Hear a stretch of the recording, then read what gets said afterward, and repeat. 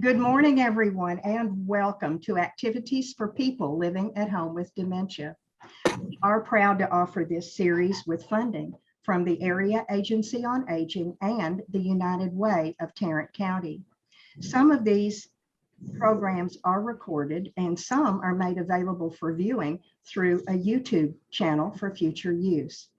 I am Martha Brown, your host for today's activities. Today we are presenting The Moon, brought to us by Peggy Spear from the Amon Carter Museum of American Art. I can't imagine what there is about this moon. And are you going to tell us about the real moon out there too, Peggy? No, we're not getting celestial in that sense. Well, can I say something real quick, Peggy? Yeah, please. Tonight is a strawberry full moon. It is. I actually thought it was last night. It might have been thought it last was night. I don't know. Last night too, yeah. Yeah, it might have been last night. But I Yeah. didn't. I forgot all about it. Yeah, and I think that's why I picked this topic of moon when I was like looking at the calendar and things that lined up. But it just happened to play out that way, and lucky for us. Yeah. Yeah, this strawberry moon, I can tell you this though, this strawberry moon comes from Algonquin tradition when they would be harvesting strawberries this their harvesting season. So that's where the phrase came from. Okay. Good to know. All right, so got 4 or Beautiful. 5 artworks today. We're going to start here with this oil on panel entitled Landscape by Moonlight. I heard a couple of oohs and ahs. What are we thinking? Beautiful. Beautiful. Yeah. Yes. It is really pretty. It was on view, I want to say maybe 5 or 6 years ago, and it was pretty striking when you saw it. Yeah. What jumps out at you? The perspective, I think. The perspective. Okay, yeah. Mhm. This guy looks like the guys the people are looking straight down a valley that centers on the moon. Mhm. It's intimate, as though the moon only belongs to the two of them.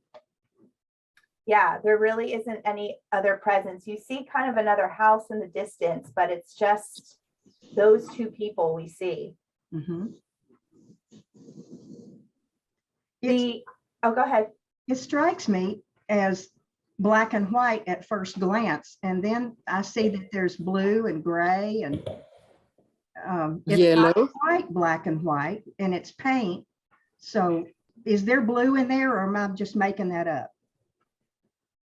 I'm sure there is some blue. I don't know exactly the color palette in terms of what this artist was mixing to create colors, but I'm sure there is some blue and other cool colors to create sort of that glow, that full moon glow that happens when it kind of lights up your whole house, even if you Yeah, it have does. sunlight or sky roofs or whatever they're called, sunlights.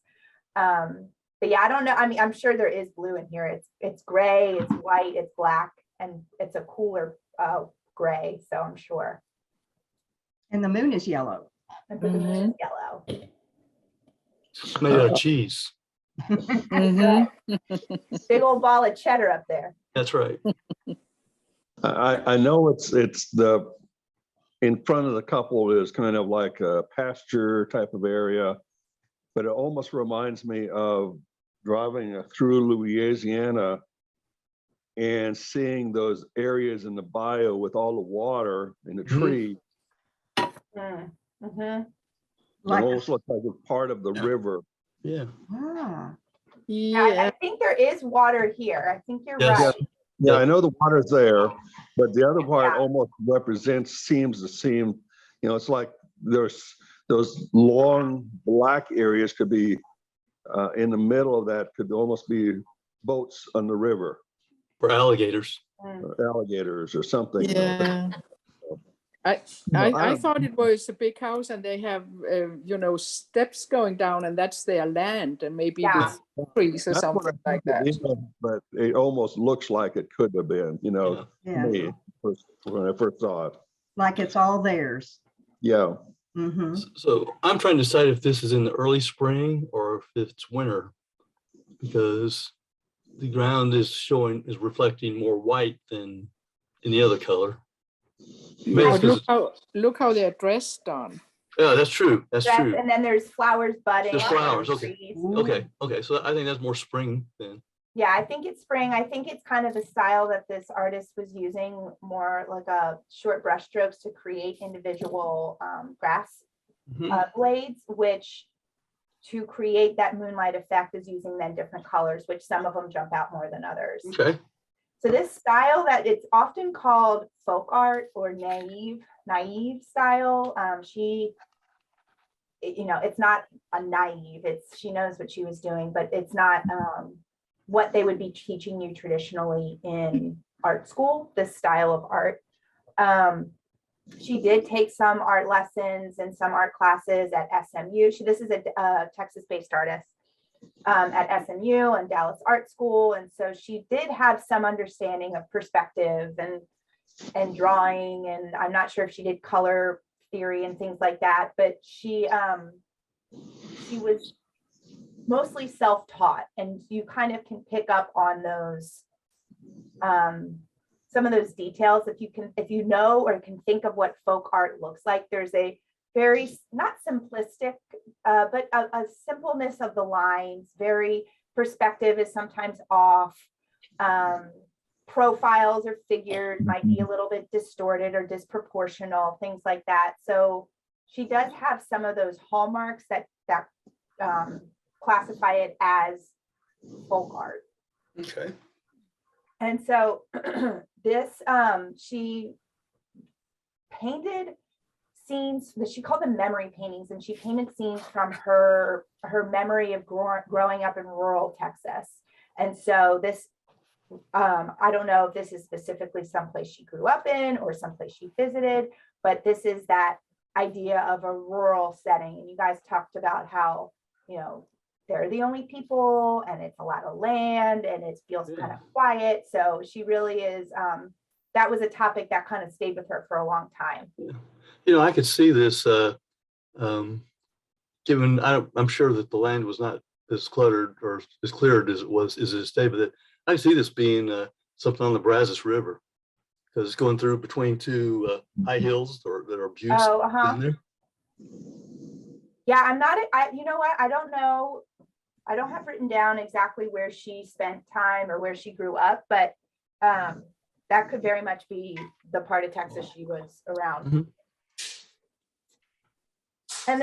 And within this tradition of folk art, there's often a lively storytelling aspect to it. So while this isn't, a lively story, there is a story happening with, two people sitting on their balcony, which I almost feel like we are almost inside the house in like the upstairs window looking down on them, and they're looking up at the moon.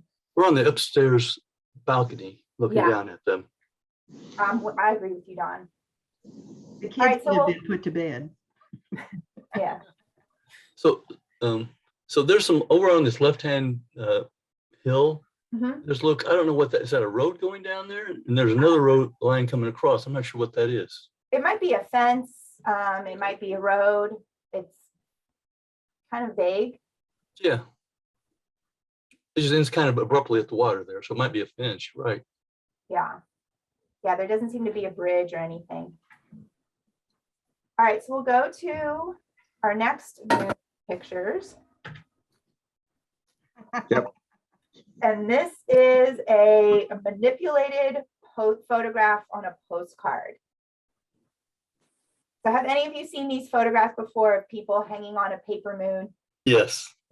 Yeah. Reminds me of Auntie Mame. Oh, it does? Yes. She got a bit part in something where she was supposed to ride the moon and she couldn't even do that. Some of the, this, I thought I put that one, but I didn't. There's one where it's there, the couple's there and then it's next to them hanging on for dear life. And it was like the man was pretending to fall off the moon and the woman was pretending to pick him back up. So it's easy to make it a bit. And that's what people would do. This was like a real phenomenon in the early 1900s. It was popular between the 1900s and the 1930s, and it was really an American thing. There are photographs from Australia that have people including themselves with these purple paper moons.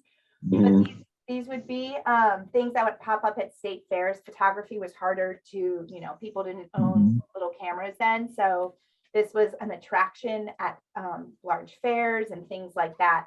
So people would have their picture made with this prop in the backdrop or whatever.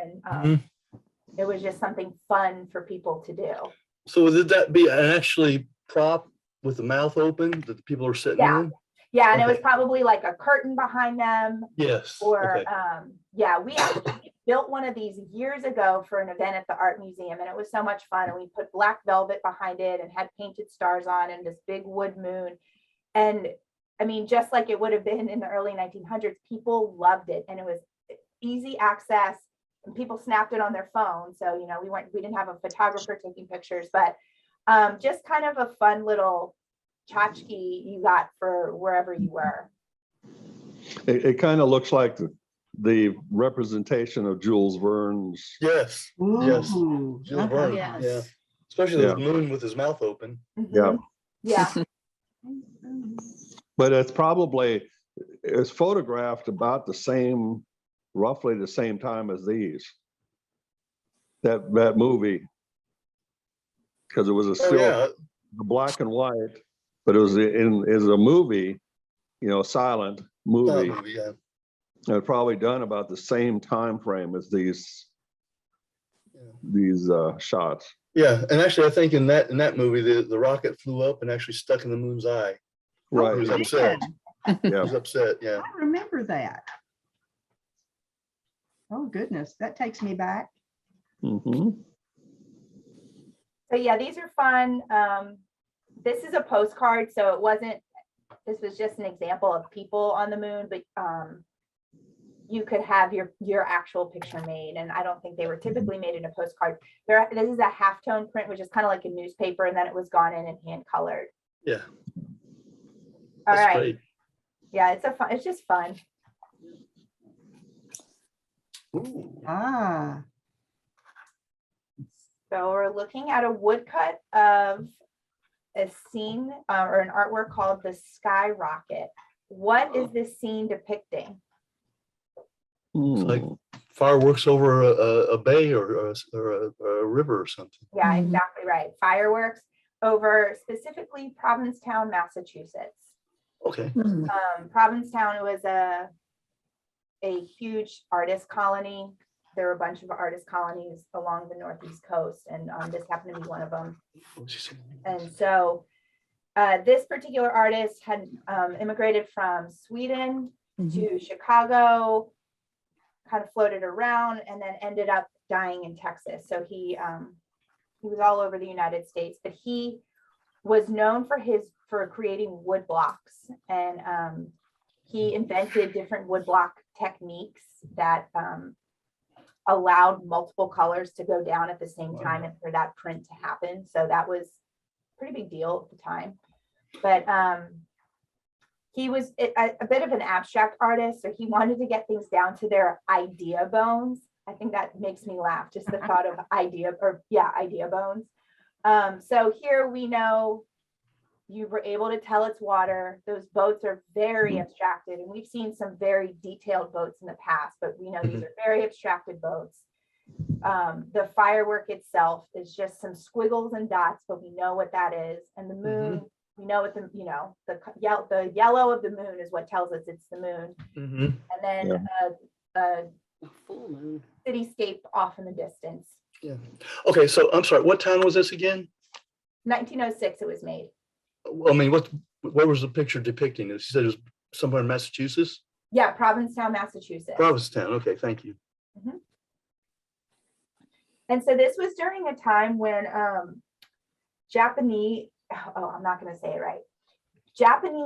print culture was very in vogue for French artists. So this is like appropriation, where French artists were trying to mimic the style and feel and vibe of the Japanese print. And like Don, you had a Japanese print shirt on, I guess it was last week or the week before. Before us, yeah. Yeah, so you can kind of maybe think about what those waves looked like. It's bold lines, kind of a similar color palette. And another hallmark of it was that it was asymmetrical. There was something that made it not completely balanced. And so here, the firework is not dead center. It's off to the left a little bit.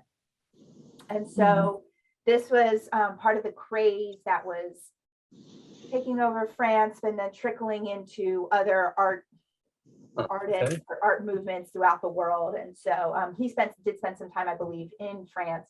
And so here, you know, the woodcut he was already good at. And so he was taking a medium that was already in vogue and making it match the trend of the day. Oh. So what was this printed on? Do you know? Is it printed on paper or Paper. paper? Okay. Yeah. And you have this in the museum? Yeah. It's not on view right now, but it's in our collection. Yeah. Okay. Unless I specify otherwise, like some of the exhibitions we look at, I'll point out almost everything is from our collection unless I tell you it's on loan from an exhibition. Mhm. All right, we got one more artist, two artworks from the same artist. Oh. This is something that was produced during his this artist's stay at the Tamarind lithography workshop in LA. He was a Mexican American artist, and by the time he'd come to Tamarind, he was pretty well established in Paris, New York, and Mexico. So he had gained a reputation in working with paint. He was a painter, and he would create artwork that was, you know, the trends of the day coming out of Paris and New York, but then also integrating Mexican and Mesoamerican tradition and culture into the story. So it was something that a lot of European artists were not used to seeing, or art markets were not used to seeing. So it made him stand out. And so the Mesoamerica, if you've ever looked at any Maya ceramic, Inca ceramics, anything, the stars and the moon and the sun are such a big part of the tradition and the stories and the iconography within their cultures. So the moon, the sun, certain animals like birds appear a lot in his artwork. So it's pretty fun, but also very beautiful. This doesn't necessarily feel like, oh, that's Mexican folk art or Mexican, you know, Mesoamerican lore. The moon is the moon to everybody, but that's where his inspiration was really coming from. So is the outside ring that's bright white and goes to black, is that just the part of the moon, or is that I think so. I think, you know, how when the moon starts to wane, right. I think that's, you know, you're still seeing the footprint of it. And he's got a face. Yeah. Oh yeah. You can see I thought it was maybe a self-portrait in the moon. In the moon. Ooh. I did not find that in my research, but you never know. Those artists can be clever and work themselves in wherever they can. Mhm. It And almost, also, oh, go ahead. it almost looks like yin and yang. Almost, yeah. Yeah. Yeah, it does. And especially in this color palette too. He when he was making these, so that, you know, what I explained was very popular in his painting and mural work, but you know, a lot of times the artists would then translate those themes with their lithography work. He was also really interested in the development of nuclear war and bombs, and was very interested in kind of looking to the sky, because that's where this would be coming from. And so this idea of looking up and seeing what story will unfold, what will happen. And so that was a lot of his, he was very concerned about atomic bombs. So that was a lot of the inspiration too for these lunar scenes that he was painting. Very interested in our relationship with the sky and planets and space, and then atomic bombs. So it was a pretty tangled inspiration we had here. Mm-hmm. So we have this one of his, and then this is just fun, just cheery, moon face. Mhm. Looks like a pumpkin. A pumpkin. It does, yes. He has the same eyes, if you can, I mean, that kind of almost oblong. Yeah. You see, I thought that was glasses. Oh, Oh, huh. It almost looks like looking out a window and you have your headboard Exactly. and Yeah. the moon out the window. Yep. Mm, I All was twinkling wondering. stars. This. The headboard was my first idea as well, Mhm. Yeah. the headboard. I Either really, that or it's like a gate, what do they call, where cars drive through, that Oh, type yeah. of thing, an entryway type of thing. privacy. Yeah, I think I see a headboard too. Nothing Yeah. specified, but I think, I It don't know, looks 'cause more- this even too makes it feel maybe not like a blanket, but something that you might be, the window I see. ledge or something. Yeah, it looks more like a headboard to me. Yeah. Yeah. And you can notice he added little scratch marks to create stars Mm, kind of mhm. Oh, yeah. interspersed throughout. Those are cheerful. Yeah, this is a really cheerful one. And this was more closely aligned with how he would work. He would work with really vivid color palettes when he was painting. And so sometimes artists would transfer what they were doing in other mediums to lithography. Other times it was a chance for them to totally experiment and do something new with their style. So this was kind of more aligned with what his artwork looked like outside of lithography.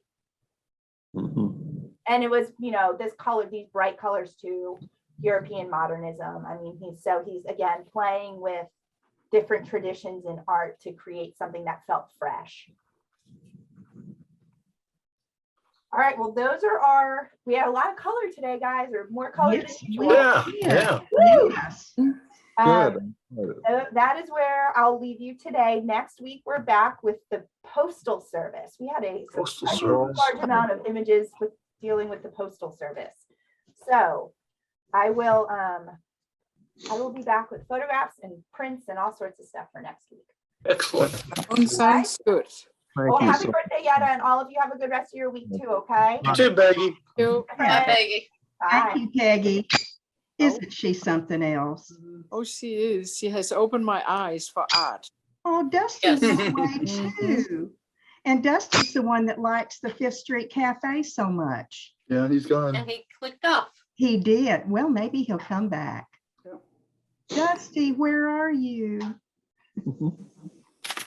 Okay, here we are today with Peggy Spear and the Moon at 11:30 today, drum roll, Storywise with Heather, and at 1:30 today, Nia Moving to Heal, if you need some exercise. Thursday, what? Okay. Oh, you're still working on Wednesday. Sorry. Oh, Sorry. no, I'm rolling right into Thursday, Yep. which is bingo Bingo. all day long. All day long. Yes. All right. Well, let's get off of there and say goodbye to our recording, and we can go right into Fifth Street Cafe.